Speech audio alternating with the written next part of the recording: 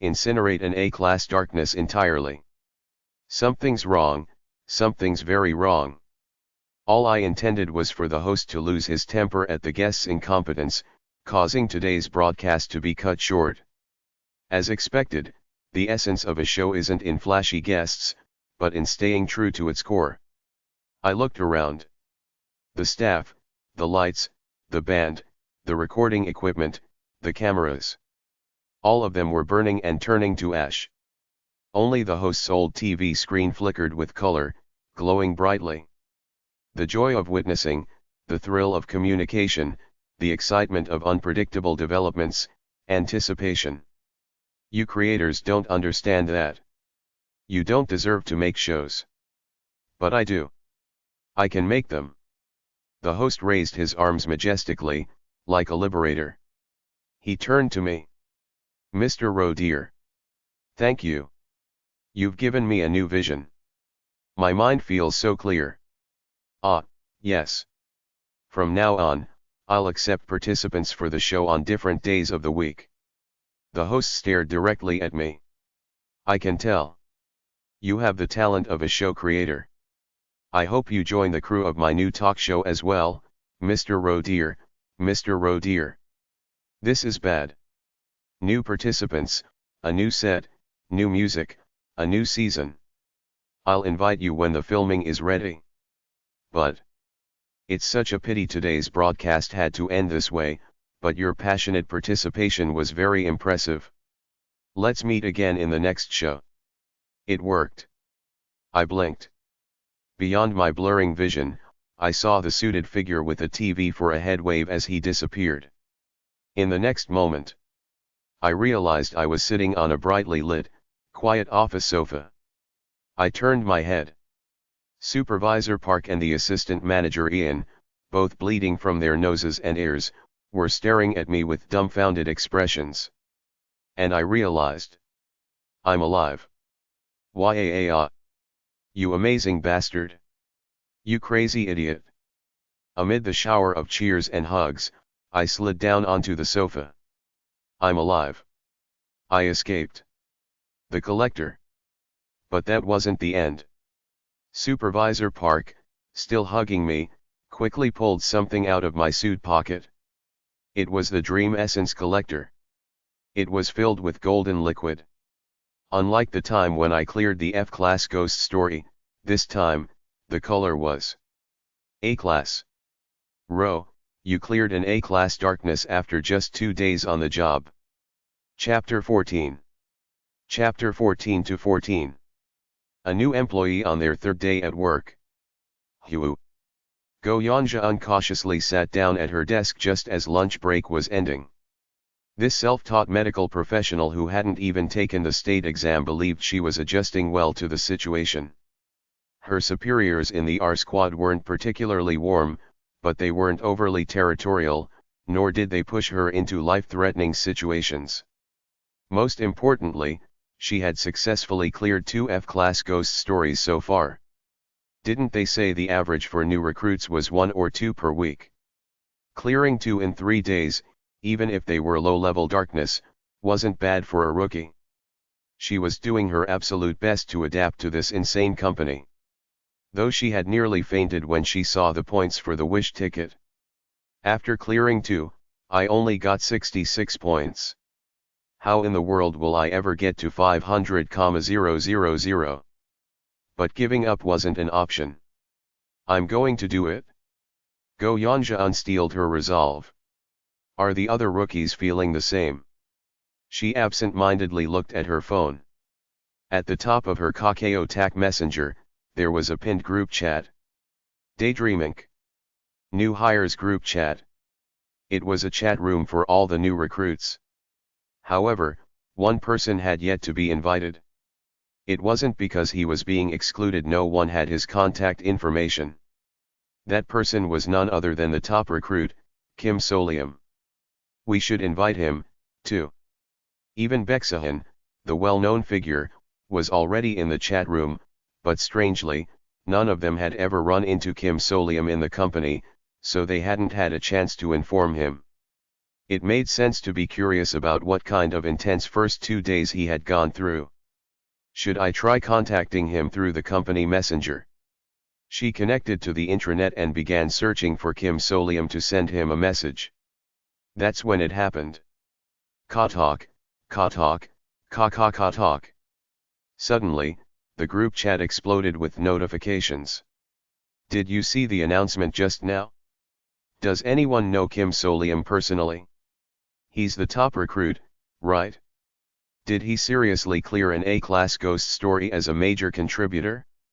Was Kim Solium the one wearing that weird horned mask? Wow, Ro, someone from upper management is saying you should be promoted to supervisor right away. Cough. I nearly choked on my medicine. But apparently it got immediately blocked because some people from other departments are foaming at the mouth in opposition, saying it's unprecedented. Ah, I see. Should I have said I was disappointed? But I wasn't disappointed at all, so that was the limit of my response. I set the empty medicine bottle down and rubbed my chest. We had narrowly escaped from the Tuesday quiz show that had transformed into an A-class ghost story, and we were now being treated in the infirmary, taking emergency medication. After all, we'd been bleeding from our facial orifices. Feeling better? Yes. It seemed the medicine was effective. Though the medicine from the company always seemed suspicious, the regular first aid meds were just exceptionally good at what they did. Darkness, you know, those bizarre creatures from urban legends. This is the kind of recovery medicine you take when you suffer supernatural damage from them. In other words, it was like a health potion in these ghost stories. It was probably sold as cherryade flavor at the Collaboration Cafe near the pop-up store. But the actual taste was just like cold syrup. Anyway, it feels unreal that I'm alive and drinking a potion. Everything felt great now that we had escaped. Living in the bright daylight, it's really such a good thing. But it seemed like my superiors were more concerned about something other than our sense of relief. How had this situation been reported and handled by the higher UPS? They were busily tapping into every network they had to figure it out. Honestly, this was an unprecedented special situation. I wish the squad leader had been more assertive in pushing the issue, but he's really not that kind of person. Please do it when you get promoted later, assistant manager. I'll quit before then. Honestly, me too. I really want to say that as well. Amidst a strange sense of camaraderie, we each collapsed onto the infirmary beds. Supervisor Park Minzong stretched and let out a sigh. It was a long sigh of relief. I really thought I was going to die, but living is definitely better. Hey Ro, thank you. No, I just did my best. Honestly, the wiki did all the work for me. If I tried to explain any further, the conversation would shift towards something uncomfortable, like we were all about to die, but you were smart and did well, so I just stayed silent. We're not that incompetent as seniors, but we let our guard down because it was categorized as D-class. Assistant manager, that excuse sounds a bit pathetic. Well, then we'll prove ourselves in the next darkness. I just hope there won't be a next darkness. The peaceful, paid rest time didn't last long. The section chief said the meeting is over. He's coming to the infirmary. Assistant manager Ian, holding her smartphone, shot up. Supervisor Park quickly stood up as well, so I instinctively followed suit. Am I finally going to see him in person? Section Chief Lee Jae-han. Employee D, nickname Lizard. One of the most famous employees of the company in the world. There were even rumors that, due to his popularity, the company was working on a character design for him. Honestly, I was a bit curious. What kind of person could he be? Judging by the conversation we had when I pressed the call button, he didn't seem like an ordinary person. But considering his super play with the AAA battery shot, everything about him seemed almost glorified. Knock, knock, knock. The door is open. Come in, squad leader. The infirmary door opened. Standing there was a tall figure. Dressed in a perfectly fitted black suit and even wearing an employee ID, he looked every bit the classic, polished office worker. Finally, the appearance of Section Chief Lee Jae-hyun, the named employee D from the company. Hello. It's a lizard. No, not a mask, but literally. He literally has a lizard head. Wait a second. No. That can't be right. I must be suffering from some kind of mental breakdown due to excessive stress, leaving an afterimage of that TV-headed host in my mind. That's it, right? My brain is mistaking someone wearing a mask for a real lizard head. Now that I look closer, there's a mask hanging at his waist. Oh, I'm going to lose it. It's really so great to see you that I'm about to cry. Please, come in, squad leader. Why is everyone so calm? If a lizard in a suit is going to appear, shouldn't there at least be a warning to the new recruits, like don't be shocked? Why is everyone acting like this is a normal meet and greet? Ah, this over here is Ro dear, sir. And Ro, this is Section Chief Lee Jae-hyun. Go ahead and introduce yourself.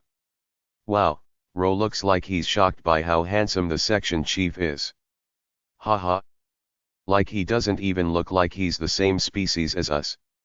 Can you please clarify if this is just office banter or a hint for social survival?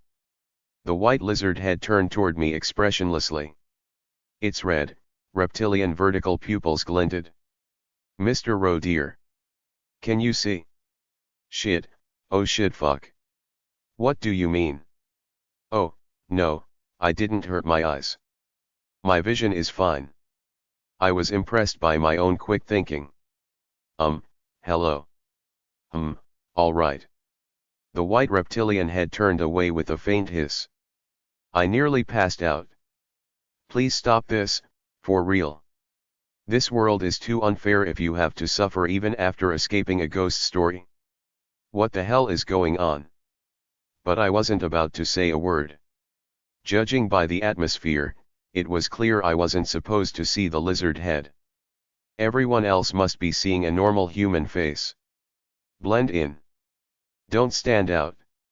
I would never show any suspicious reaction toward this walking human, no, lizard excavator. I successfully maintained my composure, and fortunately, thanks to the other squad members, the conversation flowed smoothly. Then, we got to the main point. Section Chief, did the higher UPS give any explanation about why this happened? Yes. The white lizard no, Section Chief Lee Jae-hyun nodded.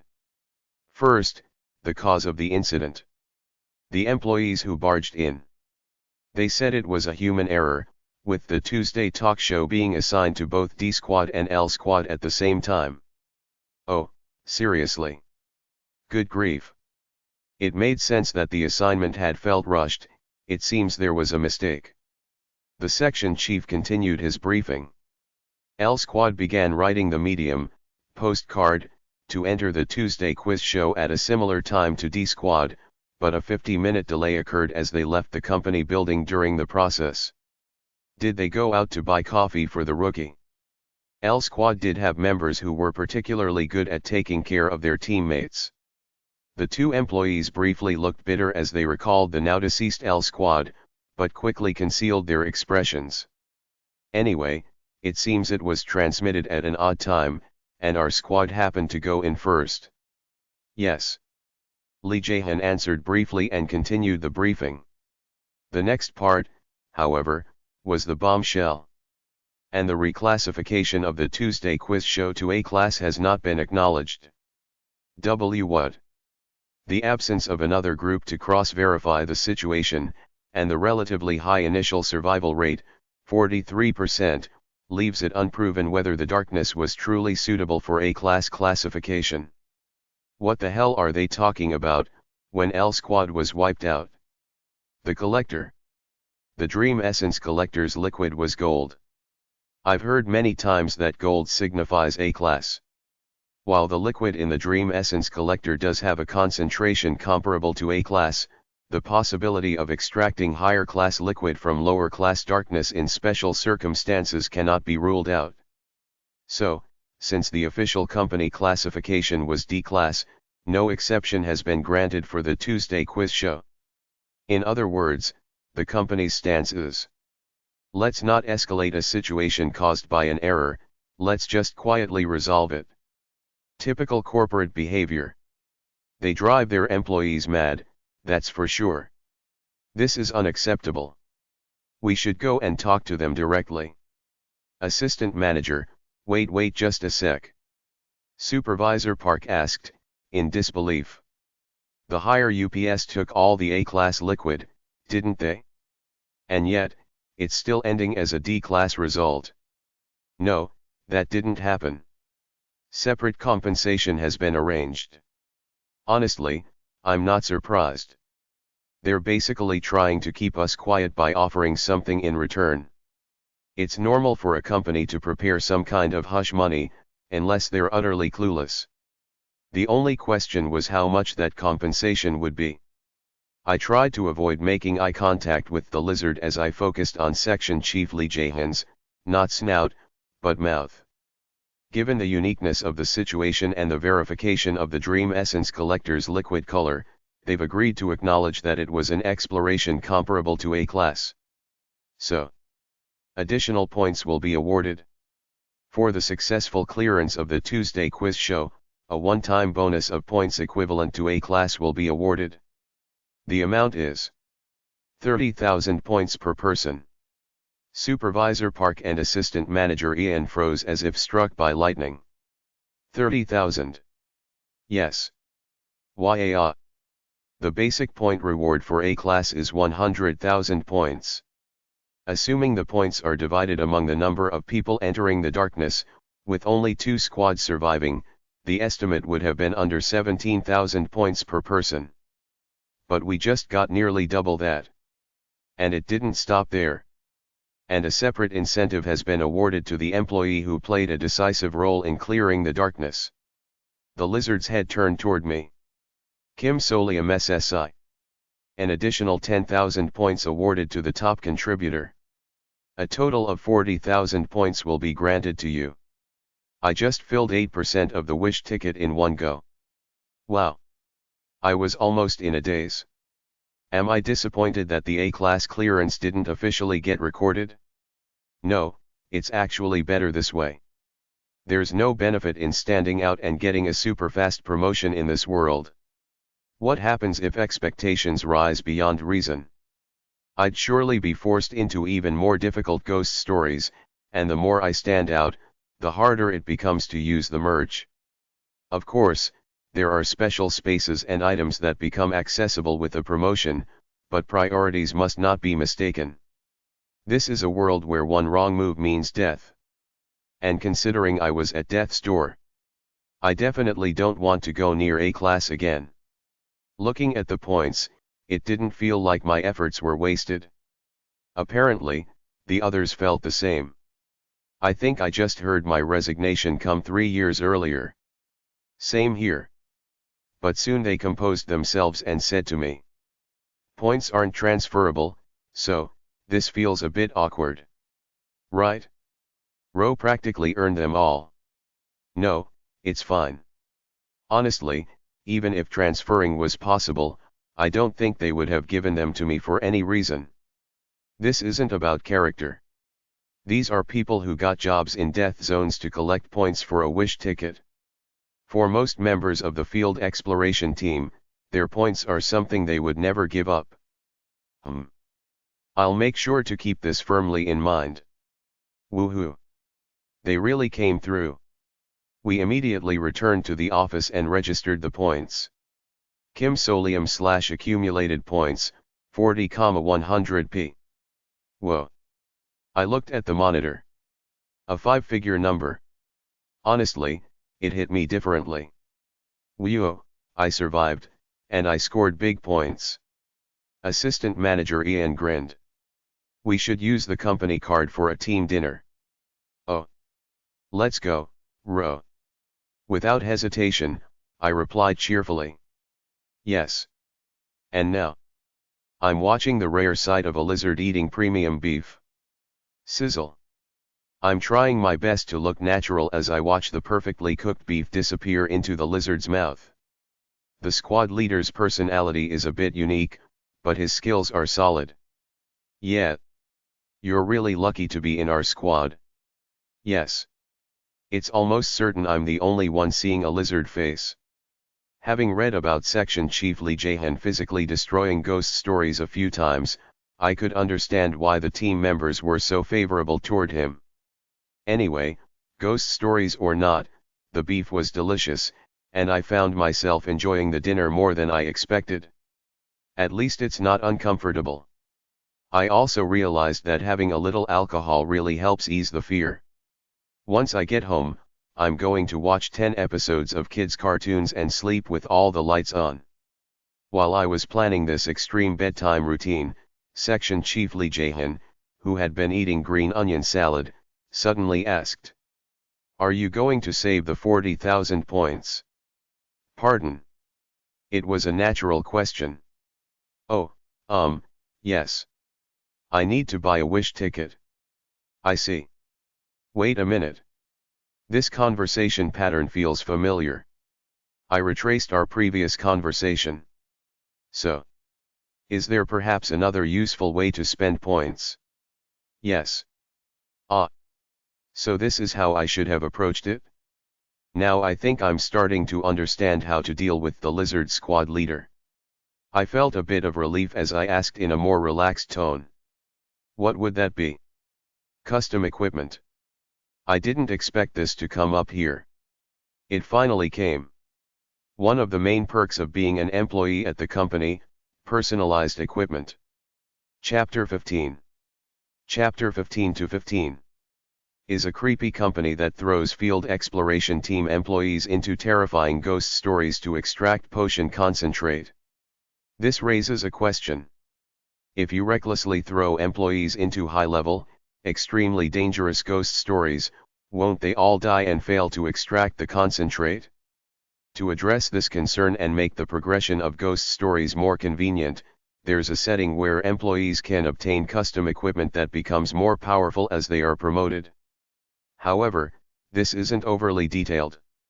If they started breaking down the equipment into specific tiers and classifications, it would no longer be an internet ghost story but a massive game setting. To make it easier for anyone to participate in the storytelling, a more convenient system was added. Customized personal equipment. Employees who have proven their usefulness can receive supernatural equipment supported by the company. Of course, this doesn't mean that ordinary employees wield cartoonish superpowers, just a slight boost in special abilities. It's more about creating convenient situations. Still, it's great that it even exists. I unintentionally looked at squad leader Lee Jae-han with hopeful eyes, but when I made eye contact with the lizard, I quickly lowered my gaze. I'm really not getting used to this. Oh, can I make custom equipment? Yes. Could you explain it to me? Yes. After asking 3 times, I finally got a detailed explanation. Still, it was fascinating. This is something I only knew bits and pieces about. The scattered mentions from were now being organized and explained by the section chief. Custom equipment can be made using specific ghost stories owned by the company. Right. They'd use the ghost stories, of course. Toy maker of the Cheerful Lab / Kderui 07. Kind Seed Kit / Kderui 99. The Offering of the Ritual / Kderui 404. In my memory, these were the 3 ghost stories mentioned in connection with equipment creation by employees. Among them, the one most used by the field exploration team is that. Oh. It just so happens this is a ghost story that can only be used during moonlit nights. While my squad members gladly accompanied me for the experience, I headed with the section chief to the annex next to the company building. Seizing the moment while the iron was hot, my superiors urged me to go now.